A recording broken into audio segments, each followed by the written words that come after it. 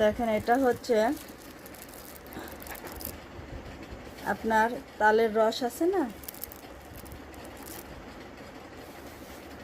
সেই তালের রস দিয়ে পোলোয়ার চাউল দিয়ে, দেশি পোলোয়ার চাউল মানে ক্ষেতের চাউলটা দিয়ে, মানে কেনা চাউল না, এটা ক্ষেতেরই চাউল দিয়ে রান্না হয়েছে তালের রস দিয়ে। এরপরে একটু মুড়ি দিয়ে নিলাম। খেতে মনে হয় অনেক মজা লাগবে, দেখি খেয়ে দেখি আমি একটু। খুবই মজা হয়েছে।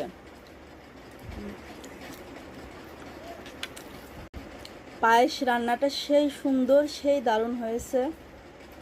আপনারা এভাবে খেয়ে দেখবেন। এই তালের রসটা